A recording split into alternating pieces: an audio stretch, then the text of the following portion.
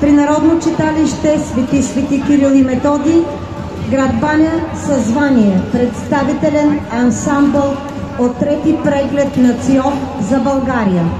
Участниците в групата са от 7 до 21 годишна възраст. След 20 годишно прекъсване групата успява да завоюва отново престижни награди в различни фолклорни фестивали и конкурси. 2012.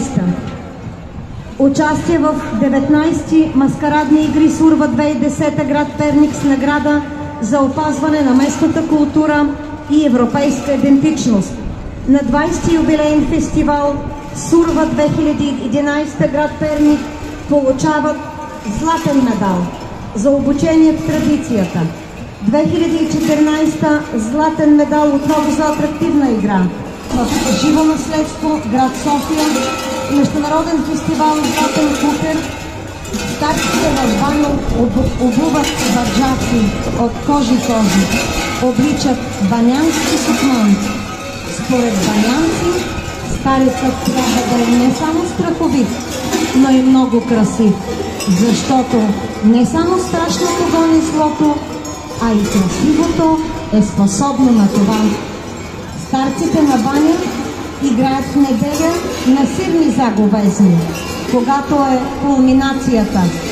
Заговява се и се пожелава леки пости, сладки чушки. На този ден хората се опрощават с думите: прости ми, простено да ти е. Старчов ден е празник на началото, сбогуването с зимата и предвестие на настъпващата пролет, която е символ на човешката надежда. Нека да аплодираме кукерската група при Народно читалище Свети Кирил и Методий, 1912 година, село Баня, община Карлово, област Пловдив.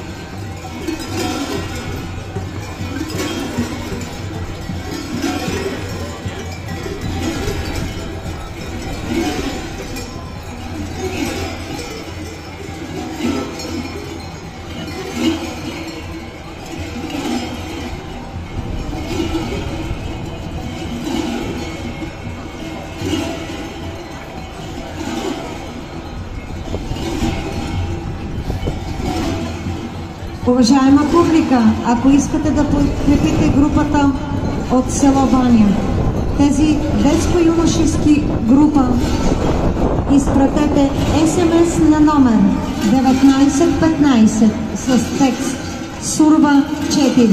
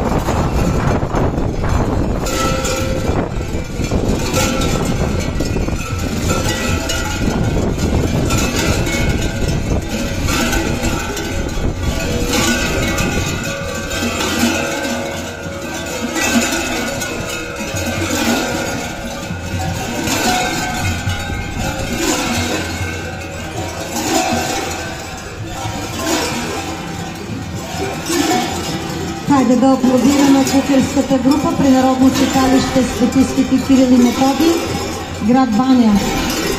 Те са носители на много медали, на голяма бронзова маска от фестивала Сурва. Имат участия в България и в чужбина, в град Конин, Полша, в Чанаккале, Турция, в Бурас, Албания. Детско-юношеска кукерска група от Народно читалище Свети Кирил и Методий, 1914 година, град Баня, община Карлово.